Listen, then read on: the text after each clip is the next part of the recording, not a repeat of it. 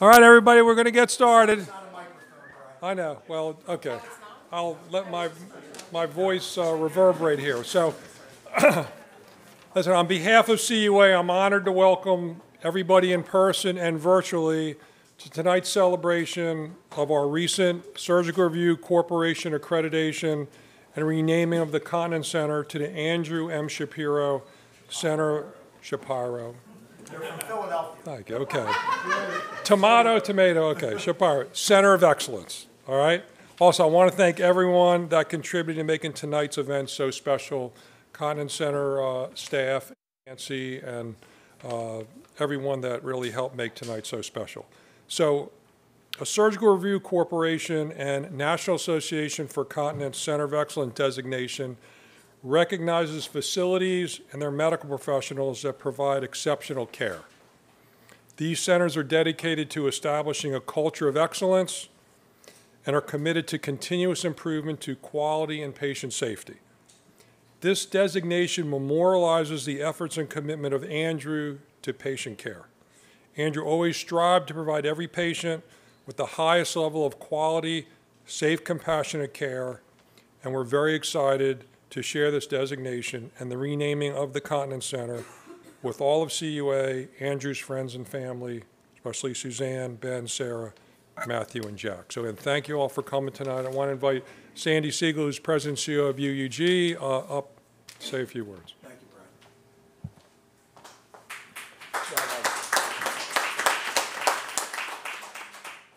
You know, I come back to this Continence Center all the time and visit with the staff here because I've always loved this place. I was really lucky enough to work with Andrew when they wouldn't let me come to Woodhome. They said, you can't come to Woodhome and work in the beautiful new building. You had to stay here and work. So you couldn't stay. I couldn't stay here. I couldn't go there and work, so I had to stay here. But, you know, Andrew came to Baltimore from his training in Pittsburgh and in 2006, just when we had our first merger with Brad and Tom Smythe, their independent groups. And, you know, Andrew came here not because of Sandy Siegel, but he came here because of a guy named David Gordon. And David, oh, hi, Michael, so nice. Oh, Michael, so glad to see you. No, that's okay. And David Gordon was a fellowship-trained female urologist. David was crazy as a loon, but Andrew came here because with David and our team, we started to build this vision to be able to provide the highest level of care for patients. Andrew was a godsend. Where David, I had to put a cowbell around him just to know where he was. Andrew was that cool, calm, collected, just a really passionate guy about what he was doing, and he wanted to build the best center that he could. Soon after that, in 2010, David left, and this became Andrew's Palace. And he built this team, he built the name of the center, and he built a reputation second to none. I mean, Andrew was really known all over the country for what he did. He was innovative, he was fun to be around, he was fun to work with, and they just were so devoted to him. They would do anything, starting with Vera as the original office manager, and now with Tiffany as the office manager, was with Andrew. It was just an incredibly special team, and they work for a special doctor.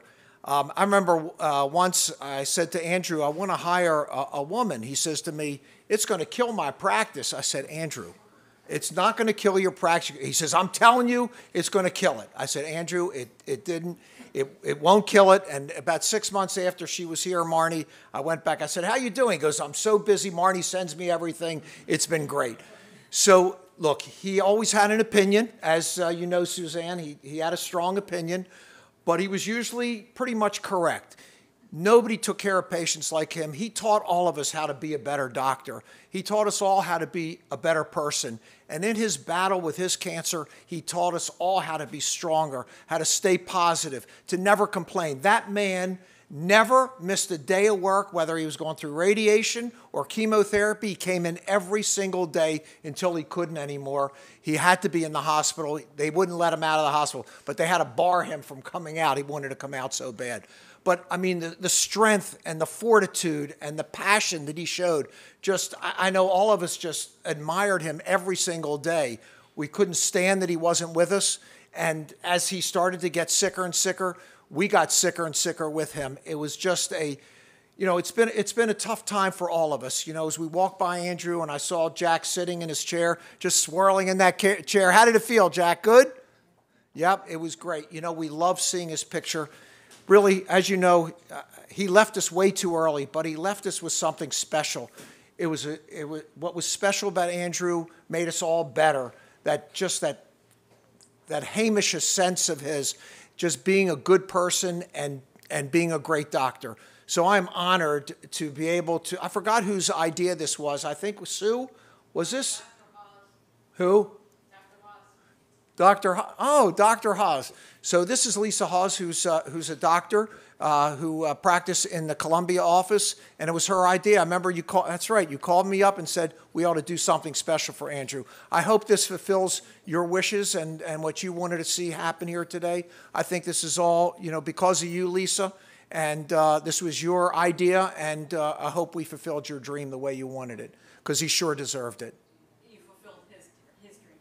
Yeah, I loved Andrew like a son. We worked together for years when you wouldn't let me go to Woodhome, and I loved being with him. And I remember I would see a patient. I would love the patient, and the woman would sit down in my chair, and they'd say to me, Dr. Siegel, I got this leak. I said, hold on. Walk down the hall, go see Dr. Shapiro. And that I never took care of another woman who wet himself. He was great at listening to women talk. He was just great at it. And it was good to have him in the office and be a part of his life. So, ladies and gentlemen, thank you for being here today. It's an honor to honor a special human being, a special doctor, and I'll always have a special place in our heart, in my heart, and in the heart of this company as well. So thank you very much. Appreciate it.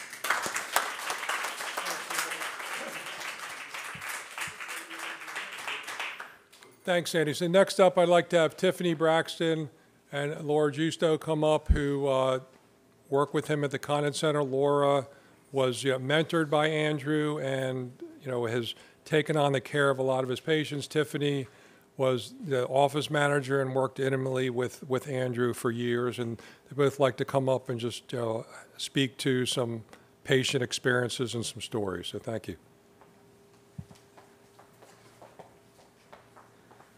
Welcome and good evening. I want to thank everyone for being here tonight to honor Andrew and really what he built. And he built it because of the people in this room who believed in him, who cared for him, who let him pursue his dream, and shaped him into the wonderful person that he was.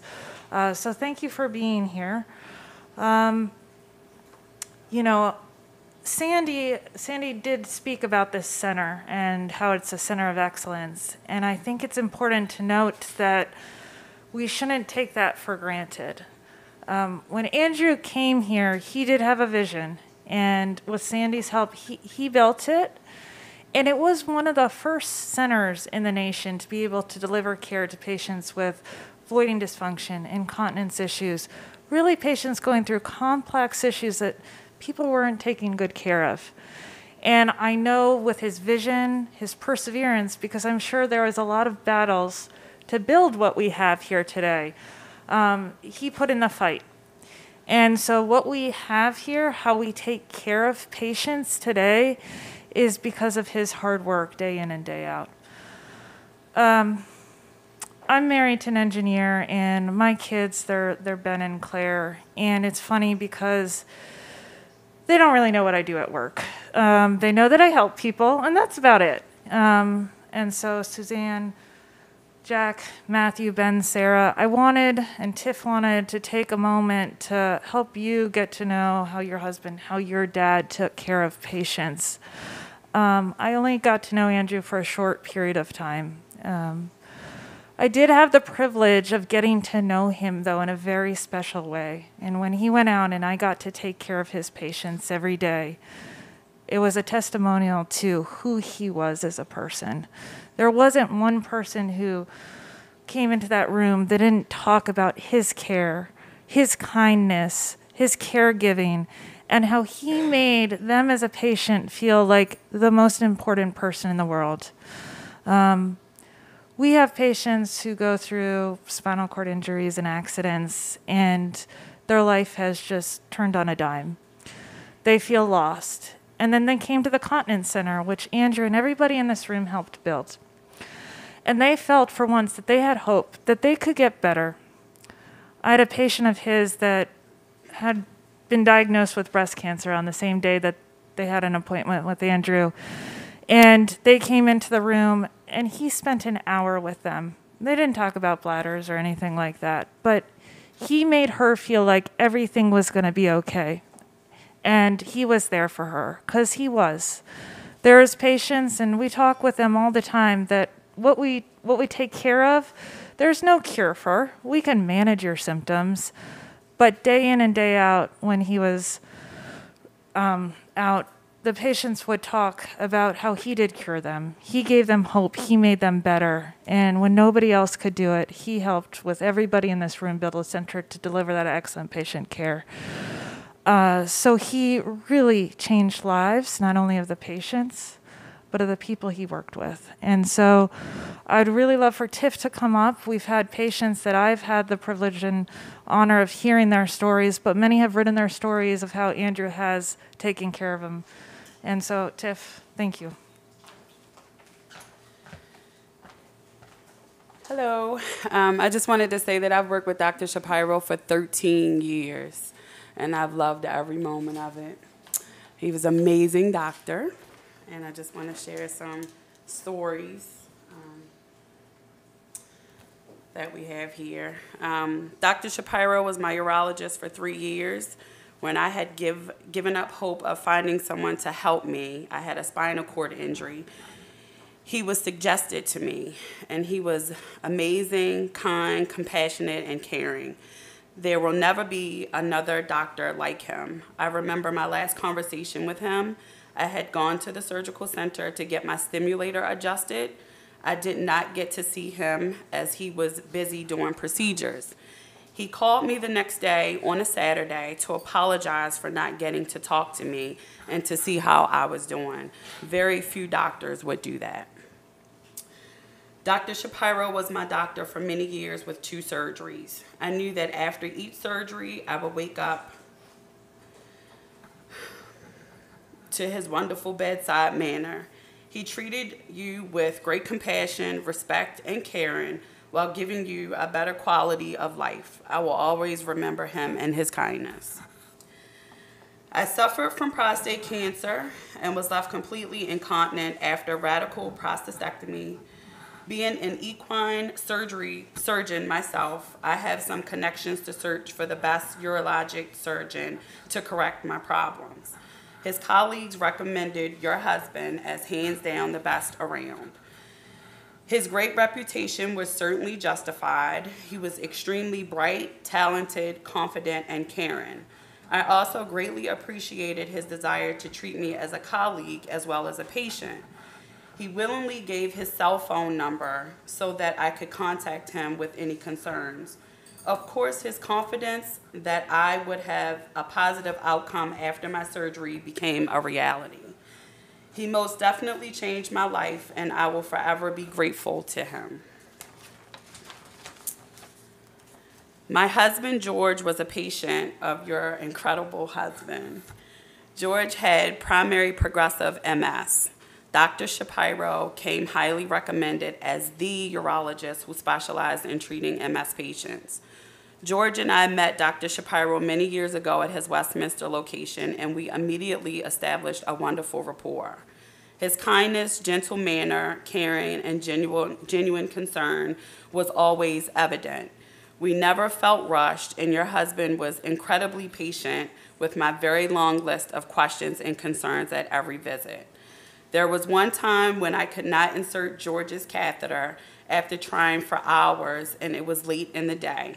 I called Dr. Shapiro just as the office was getting ready to close, and he told me that he would wait for us to arrive, even though it took us some time to leave. I said to him, "Dr. Shapiro, we live an hour away." He responded, "I don't mind waiting for my favorite people." Needless to say, Dr. Shapiro had a magical touch in inserting George's catheter, much to George's relief. When George passed away in October of 2020, I sent his obituary via the portal to Dr. Shapiro. You don't know how much it meant to me that he called to share his condolences. We ended the conversation as Dr. Shapiro gave his cell phone number and told me not to hesitate to call if I needed any medical help. I feel blessed to have known Dr. Shapiro and hope you will always remember how he touched so many lives. Thank you.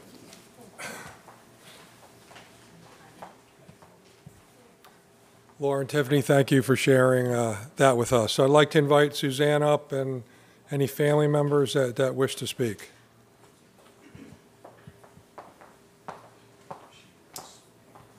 Yes, that is a hard one to follow. And those patient excerpts came from letters that I was looking at in Andrew's home office today. And that stack of letters, by the way, is probably about this thick. And they come from patients, they come from staff and fellow physicians, and I will keep them forever. And those were just but a few. But I have many words to share today, and of course, I can't speak as extemporaneously as Sandy, and I have to write mine down. Thank you. Dear colleagues, staff, family, and friends gathered today and those watching virtually, thank you for bringing this dream to reality and honoring my husband's legacy with the gift of this naming dedication, and thank you for inviting me to share my thoughts and express my gratitude. First, I want to use this opportunity to thank our CUA family for all of the help, love, and support you have shown us over the past 2 years since Andrew first became sick in August of 2020. Some of you, whom I barely knew except by a fleeting story Andrew might have shared after a long workday, have truly stepped up and become a fixture in my life. Thank you for the Shap Strong t-shirts, wearing our bracelets, contributions to the GoFundMe campaign, and the outpouring of love through cards, emails, texts, and phone calls. Partnership is officially defined in a typical dictionary as a business entity in which 2 or more coworkers contribute resources, share in gains and losses, and are individually liable for the entity's actions. But it's also defined as a relationship between individuals or groups characterized by mutual cooperation and responsibility for the achievement of a specified goal. So I think we can all agree that Andrew was a wonderful partner in every sense of the word. As a physician for over 15 years with a background in business from his days at Wharton, he was a very productive partner in this practice. He was beloved by many fellow CUA physicians, and I'm thrilled to still be in touch with many of you.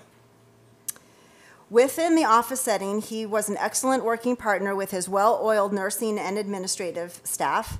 He treated his staff like family and truly loved and cared for all of you, as I know you did the same.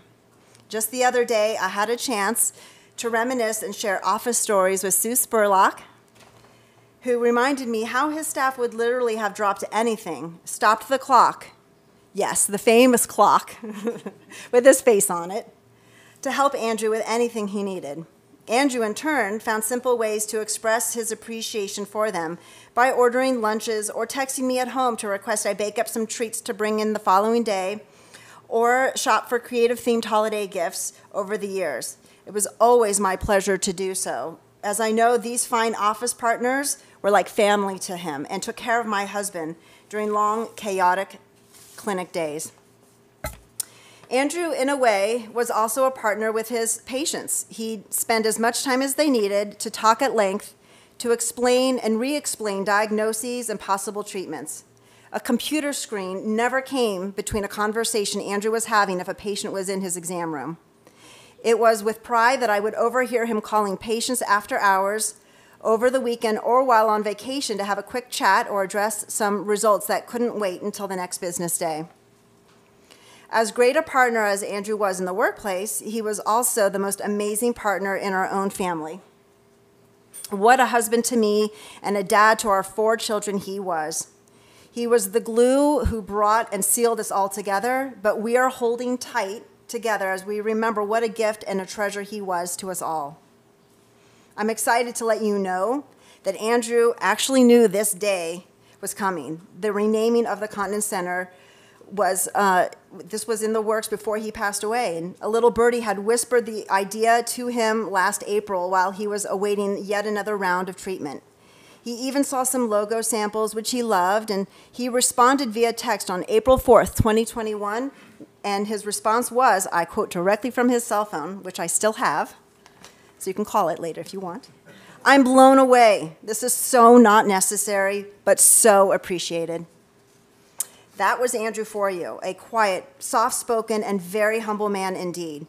He always characterized himself as an introvert who did not wish to claim the spotlight of attention, but now, with the greatest twist of irony, Dr. Andrew Shapiro's name will shine brightly in this spotlight with his name featured on the center he started from the ground up, a place he envisioned as a true center of excellence, innovation, and growth, a place where partnership, in every sense of the word, can flourish.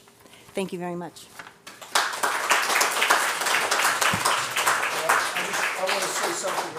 I want to say something about Suzanne's speech. You know, Suzanne, I have to disagree with something. He buying lunch, he ordered lunch, and he had to borrow money because you never gave him a dime to bring you.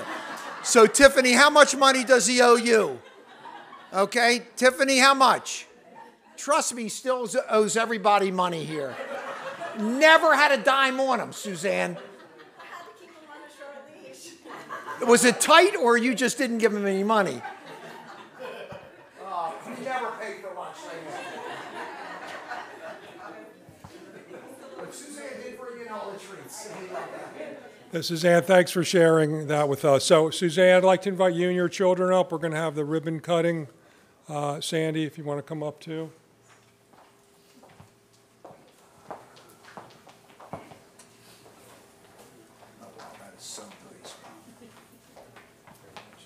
You want to bring it up? Suzanne.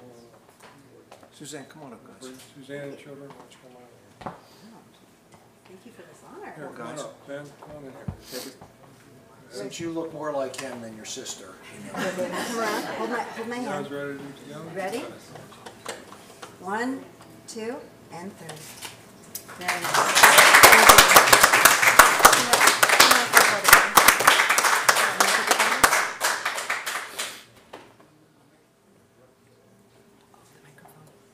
Move this.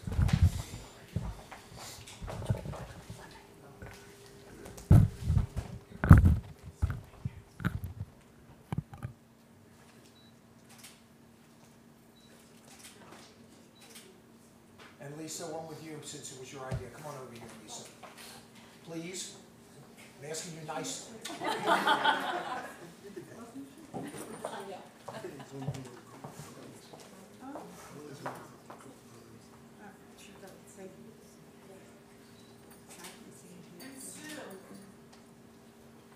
Come on, Sue. I get it. You can do it. Tiffany, where's Tiffany? Come on in here. You got so dressed up for us. Come on, get that shot strong in there.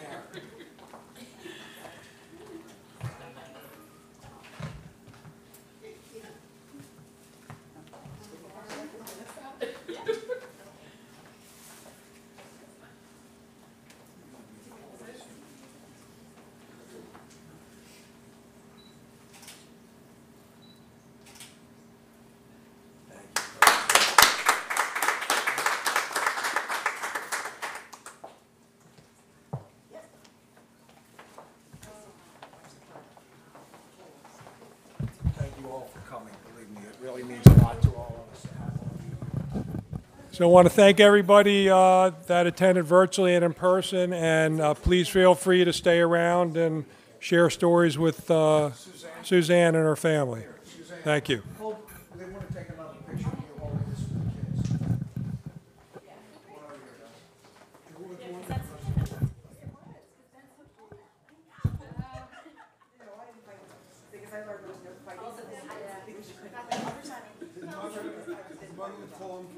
Jack, get on the other side. Plumber?